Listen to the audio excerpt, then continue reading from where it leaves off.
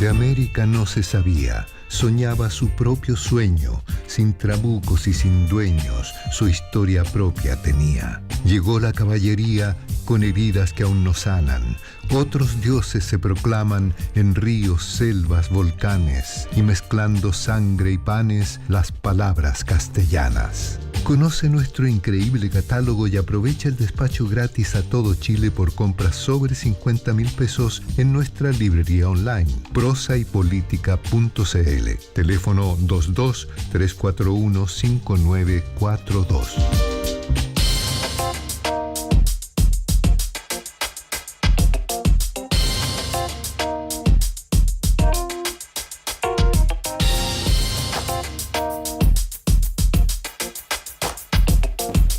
Estamos ya de vuelta en Política en Vivo y vamos a tener el gusto de compartir esta segunda parte de nuestro programa con la abogada académica de la de la Universidad del Desarrollo, si digo bien, jefa editorial del Faro UDD, Fernanda García, con quien tenemos el gusto de compartir esta segunda parte del programa. Bienvenida, Fernanda, qué gusto de verte. ¿Cómo estás tú?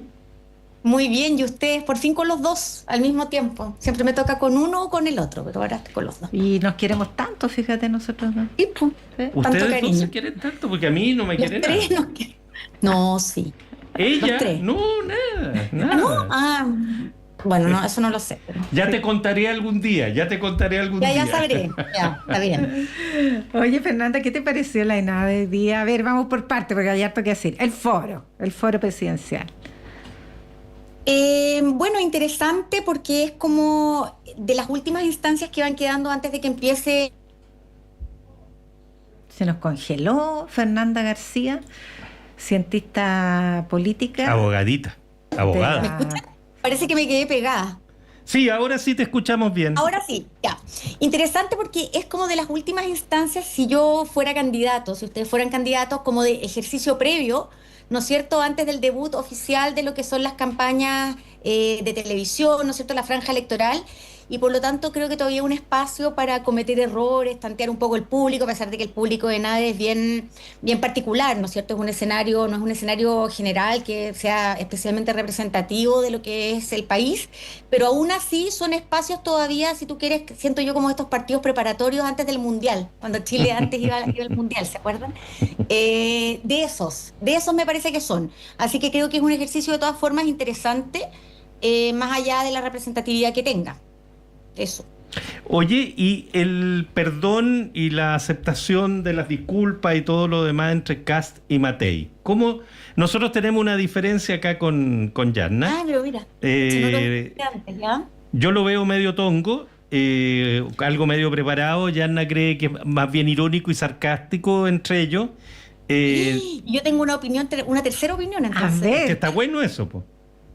Ya. No, yo creo, entiendo los feelings de lo que ustedes, la sensación que les provoca a los dos, porque sin duda esas son las dudas que plantean, ¿no es cierto? Esto estaba arreglado, es una pregunta legítima. Por otro lado, hay una ironía. Yo siento que hay, de cierto modo, ambas. Me da la impresión de que hay una preparación para una instancia posterior que los dos huelen de algún modo que es de unidad, más allá de lo que les puedan hacer o ellos puedan querer, son conscientes de que ellos representan una oposición y que más allá de lo que ellos quisieran van a tener que estar juntos.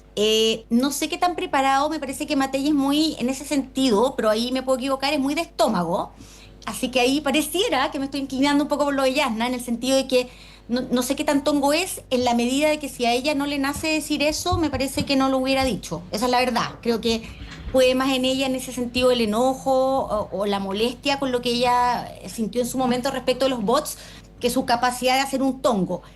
Pero sí, en lo que sí estoy, no sé si con Felipe, pero más allá, un poco más cercana a la opinión de que hay una reflexión estratégica, es que me parece que hay una reflexión clara de cara a un poco lo que mencionaba Luciano Brusco, que también en alguna, no sé si columna o entrevista, respecto de la necesidad de entender que la derecha, ¿no es cierto?, finalmente se enfrenta a una realidad bastante clara, que es que va a encontrarse en segunda vuelta con Janet Jara, y algún grado de conciencia, creo que menor, menos del que se necesitaría, pero creo que hay algún grado de conciencia de que hay riesgos en esa segunda vuelta porque Jara frente a Kast, que es lo más probable, ¿no es cierto?, se potencia y por lo tanto un grado de conciencia e incluso de responsabilidad, si ustedes quieren, me parece, frente al electorado de derecha. Creo que eso es lo que pasa veo es que yo. eso en el contexto de esto de los parásitos de Cristian Valenzuela, que lo apoya. Cristian Valenzuela dijo en una columna que todos los partidos que han gobernado han instalado parásitos que han podrido al Estado. Esto fue apoyado por el propio José Antonio Kast ayer y refrendado hoy día por el autor de la columna. Entonces, en ese contexto que ha molestado muchísimo, de hecho en el Congreso lo quieren citar a la comisión, qué sé yo, los presidentes de Renovación Nacional y de la UDI han dado airadas, réplicas, qué sé yo, y entonces que en ese contexto se abuenen, bueno, puede ser para cerrar la página o puede ser por lo que tú dices, por lo que... Mira, también, pero tratemos, yo pienso que aquí pasa que hay más por eso te digo que lo que sí tengo, me da la sensación a mí, o mi convicción, y por eso decía que era un intermedio entre ustedes dos, es que sí hay un grado visceral en la expresión de Matei, ¿ya? O sea, yo sí veo como cierto grado de honestidad en esta expresión, lo cual no significa que o no excluye, mejor dicho, que concurran en su expresión emociones contradictorias o razones contradictorias. Yo creo que hay un poco de estrategia, puede haber un poco de ironía y también un poco de realismo político respecto de incluso como declarar frente a ENADE, ¿no es cierto?, de que hay una conciencia de que quizá ella, en este momento por lo menos, a pesar de que las cosas pueden cambiar, no sería ella quien estaría pasando a segunda vuelta. Y la última sensación que me parece algo... Odio el esencialismo feminista, pero que me parece muy femenino. Sí creo que hay algo de decirle como cuando uno... Tú no le has dicho, Yasna, a veces, perdón que me salga del libreto, pero como te perdono y a uno no le están pidiendo perdón. Es que yo creo que eso es, pues justamente. Porque eso es bien femenino, es como te perdono, y me queda mirando el marido. Claro, como, es que además él jamás se le pidió perdón, lo que él dijo es pucha, lo siento, repitiendo las palabras que le dijo un periodista, bueno, pero usted no diría ni siquiera pucha, lo siento, entonces él responde, José Antonio Kast, bueno, pucha, lo siento. Yo puedo agregar que no es solo esencialismo masculino lo que a mí me hace pensar que está preparado, sino que tengo otro elemento más, y es que una vez pasado el foro, entrevistan a 3 personas del sector, la propia candidata Matei, Sichel y ¿cómo se llama la que fue intendente de Santiago para el estallido feminista? Y Carla Rubilar. Y los 3 dicen exactamente lo mismo. Preguntados por segunda vuelta, dicen: vamos a ver, lo que tengo claro, dice Matei, es que yo no voy a votar por Janet Jara. Ella dice: yo voy a votar por mí misma. Que eso. Sichel, que dice: yo creo que los acuerdos se hacen sobre programa, pero lo que tengo meridianamente claro es que yo no voy a votar por Janet Jara. Carla Rubilar dice: me parece estupendo que esto ocurra, porque lo que está claro es que la adversaria es Janet Jara. Entonces, a mí esas 3 declaraciones, para mi gusto con un libreto, digamos, con un argumento mismo, me lleva a creer que es una cuestión media preparada, a lo mejor a regañadiente, a lo mejor dejando dicho esto otro de que, bueno, igual no me pediste perdón, pero tengo la obligación de hacerlo, pero que haya algo más bien acordado y que tiene más bien un sentido político que una cosa humana, digamos, o de humanidad entre ambos. Sí. Pero estamos como en escenarios complejos, me huele que es un poquito de ambas. No quiero como empatar, pero me recuerda un poco lo del presidente que lo hablábamos con algunos de ustedes dos en un programa anterior, con Michelle Bachelet. En el fondo había protagonismo del presidente Boric en la ONU, la tiró a la parrilla, o al revés, estaba potenciando a la expresidenta en un escenario, aprovechando una tribuna. Un poquito de ambas, ¿no es cierto? Claramente, si hubiera pensado pura y fríamente en la candidatura de ella, eran otros los pasos a seguir, pero por otro lado, tampoco pareciera tan claro que Boric estaba solo pensando en su rol de opositor como líder de la oposición ante un eventual gobierno de derecha. Se combina un poquito en la política, creo yo, una combinación de estrategia, de frialdad con vísceras. Y yo creo que por eso es claro, un poco claro y difícil de discernir, pero yo creo que sin duda hay un poco de ambas. No creo que sea o lo uno no me huele a tongo, pero tampoco me huele a pura ironía femenina. Creo que es una mezcla, sí. Fernanda, déjame volver al debate sobre los parásitos, porque yo creo que va a tener consecuencias. Ahora, si esas consecuencias son buenas o malas para quien la formula, que es el comando José Antonio Kast, está por verse. Pensemos en cómo estaba él antes de eso. Estaba dando explicaciones sobre el recorte fiscal, interpelado por todos los sectores, salvo el suyo. Sí. Y ahora está más bien sacando al pizarrón a todos los demás respecto de si abusan o no abusan del Estado. No sé si esa sea la estrategia. ¿Cómo lo analizas tú? Yo creo que sí es estratégico, porque cada vez que, o sea, a ver, creo, es una sensación, yo creo que en esto, más allá de que ustedes me conviven porque soy profesora, yo cuando me hacen estas preguntas de derecho, para los que nos escuchan, cuando me hacen estas preguntas contesto como ciudadana, la sensación un poco comparto con lo que uno puede percibir. A mí me da una sensación muy, si ustedes quieren, de que siempre que José Antonio Kast logra posicionar a alguien, cualquiera sea, ya sea el presidente de su partido, Johannes Kaiser, o un determinado ciudadano, movimiento, más a la derecha que él gana en el debate, porque en el fondo se posiciona como un político más bien responsable frente a alguien que corre un poquito la línea y va un poquito más allá. Y efectivamente, hasta hace 3 días atrás eran los 6.000 millones y la pregunta estaba contra la espada de la pared y ahora cambió el eje, y el que tiene que dar explicaciones, aunque él en ese modo lo refrende, lo confirme, sin embargo no es él el que hace las declaraciones, y un personaje que para nosotros que estamos metidos un poco en este debate político era alguien conocido, pero que para la opinión pública probablemente estaba más en la sombra, se vuelve protagonista y un poco saca el foco de la discusión sobre la explicación de la ley de presupuesto y los 6.000 millones y este emplazamiento transversal desde el Matei, ¿no es cierto?, hasta Jara y Artés respecto de cómo explicar esa reducción del gasto. Así que creo por lo demás que es una estrategia que se vio bastante clara, la ha mostrado Trump y la ha mostrado Milei, la capacidad de cambiar también la agenda del debate público de manera bien radical, aprovechando que estamos frente a una situación de volatilidad del electorado y de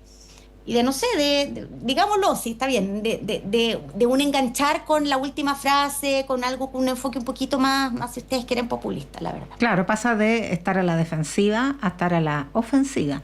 Así Ahora, es. a propósito de la volatilidad de los votantes, particularmente de los que llaman más la atención, que son quienes no han tomado una decisión, se han dicho dos cosas que me parece interesante analizar por una persona que trabaja en encuestas como tú, porque en foro UDD investigan mucho, y es que los votantes llamados obligados están indecisos, no en el sentido de responder, no sabe, no responde, sino que en el sentido de fluctuar de una candidatura a otra. Y entonces nos decía incluso Miguel Ángel Fernández que un 25% de los encuestados ha ido mutando debajo de esa capa de una como invariabilidad. Claro, de las preferencias. Debajo de eso lo que hay es mucho movimiento. Mucho. Mira, escuchaba claramente, Miguel es como el experto de Faro en estos temas, pero sí, y mirando de afuera y comparando lo que hace el panel UDD con lo que hace la Academ, que también en el fondo sigue esa trayectoria, pero aquí sí claramente como el panel se define desde antes, ¿no es cierto? Se determina un universo que se va testeando y cómo ese universo de consultados va variando en el tiempo, sin afán de entrar en tecnicismos. Entonces, tiene una herramienta adicional, esta herramienta, valga la redundancia, del UDD, que es que permite sondear ese grupo que es una gran pregunta en el tiempo. Y lo que sí aportaba el otro día Karen Tal, que presentaba el tema de la ENADE con Valenzuela, ¿no es cierto?, ahí en T13, es que decía, la mayoría de los estudios internacionales muestran que estos votos obligados y no testeados antes suelen seguir la trayectoria de voto que muestran lo que nosotros sabemos, o sea, son una réplica del voto que sí está comprobado, ¿vale? Es decir, si el voto muestra, no sé, pues 30 y 28 para Jara y Kast y más abajo Matei, probablemente este voto que no contesta va a tender a replicar esa suma, ¿ya? Pero eso es en escenarios no polarizados y no volátiles. Por lo tanto, la pregunta sigue vigente en el chileno, porque es como una especie de caso de laboratorio. ¿Cómo va a votar esa mitad del padrón electoral? Es lo que no sabemos, y justamente ahora, escuchando otras opiniones también muy informadas, decían, esas opiniones decían, ¿cuál irá a ser el voto de Kaiser? Esas eran las grandes preguntas, el voto de Parisi, y yo agrego, me permito agregar, el voto de Matei, porque creo que Matei tiene un voto, pero no lo sé. O sea, no estoy diciendo que así va a ser, pero me parece que tiene un voto de personas que no se sienten particularmente identificados por lo que ella representa, por quienes la acompañan, y aún así se sienten muy distantes o incluso lejanos y apartados de lo que representa el liderazgo de Jara, no de ella misma, pero sí dentro de la coalición del Partido Comunista, y en el otro extremo, ¿no es cierto?, lo que representa a republicanos y libertarios respecto de Chile Vamos. Hay un voto de rechazo ahí. Por lo tanto, yo me hago esa pregunta. ¿Qué irá a pasar ahí? No lo sé. Creo que está abierto, efectivamente. Y eso es porque mayoritariamente en una segunda vuelta, supongamos Kast-Jara, va a prevalecer el voto contra. Yo voto contra y voto porque ninguno de los dos tiene adherentes suficientes para llegar a la mitad, digamos. ¿Contra quién estoy más? Yo creo que es la pregunta que se van a tener que hacer mucho. ¿Contra lo que representa Jara o contra lo que representa Kast? Y eso es una pregunta difícil. Sí, muy difícil. Y yo creo que ahí hay un poco la clave, insisto, a pesar de lo visceral o de lo estratégico, respecto a la reflexión de hoy, porque hay como una conciencia de que yo siento que son dos elecciones muy marcadamente diferentes. Bueno, estoy descubriendo la rueda, pero la primera vuelta pareciera ser que va a ser si es que efectivamente se confirma lo que muestran las encuestas, en el sentido de que pasarían a segunda vuelta Kast y Jara. Yo creo que es un capítulo completamente distinto del primero. Es distinto. Y volviendo al punto que tú has hecho, Fernanda, claro, si Matei no perdona a Kast, esa pregunta del que está equidistante de Jara y de Kast, ¿a quién me cae peor o quién está más lejos? Se hace más difícil que se acerque más a Kast si está en esta lógica de la campaña asquerosa, de una confrontación tan directa entre ambos, digamos. Entonces, tiene como ese sentido electoral, finalmente. Sí, y hay un tema que, para variar, siento que no tuvo, Felipe, pero en general como que no se le da la importancia que tiene, que es el voto femenino en cuanto que mujer, porque pienso que también ahí hay una pregunta abierta. Fíjate que especulaban, ¿no es cierto?, estaban especulando con que este voto silente cómo podría favorecer a Kaiser o a Parisi, o sea, dar una sorpresa, y yo creo que eso es válido respecto de Kaiser, pero fíjate tú que siento que Parisi, en cierto modo, esta idea de la misoginia, de la forma en que él se refiere a las mujeres, se instaló, y fíjate que creo que no, que Parisi fuera por ese factor solamente. Por lo tanto, cómo esto se plantea ante una segunda vuelta, cuál es la capacidad de Kast en el evento que se confirme lo que muestran las tendencias de las encuestas, ¿no es cierto?, a dar razón de cuál es su postura frente a distintos temas, y no estoy hablando del aborto, estoy hablando respecto de el cuidado, ¿no es cierto?, de este tema de cómo vamos a ir con la ley ¿no es cierto?, de cuidado universal. Creo que ahí hay un tema que igual, como dices tú, o como insinuaste tú, sugeriste, no es trivial si Matei perdona o no perdona, entre comillas. Creo que hay un tema que deja abierta la elección y que la convierte en la segunda vuelta en una pregunta. Porque, Fernanda, tú misma lo pones, el voto femenino va a ser clave, y Matei dijo que para las mujeres Kast era un riesgo. Y después dijo que le daba miedo un gobierno de Kast. Entonces, algún gesto tenía que hacer para morigerar eso en una segunda vuelta con las características que se ha descrito. Sí, estoy de acuerdo. Creo que él va a tener que hacer, si es que ellos dos pasan a segunda vuelta, Jara y Kast, yo creo que eso le va a demandar a Kast, pero ahí va a estar más un terreno más cómodo, ¿no es cierto? Pero le va a demandar algunas declaraciones que mira, como sea que lo tomemos las mujeres, yo creo que no van a estar de más, digamos, algunas seguridades, algunas tranquilidades que por lo menos me parece a mí hasta el día de hoy no están arriba de la mesa respecto del tema de los avances que hemos tenido las mujeres en la agenda pública. Fernanda García, académica de la Universidad del Desarrollo, te queremos agradecer, como siempre, Fernanda, la gentileza de compartir este tiempo con nuestro programa. Encantada. Gracias, Fernanda, que estés bien. Nos vemos. Nos vemos y nos vamos. Tania González y Fernando Sepúlveda han estado en la producción periodística, Patricio Núñez y Ariel Acevedo en la puesta al aire. Oye, pero vámonos a la... ¿Te gusta el tango? Sí, me encanta, pero no lo sé bailar, lo miro. Pero hay que escucharlo. ¿Y Piazzolla en particular? Claro.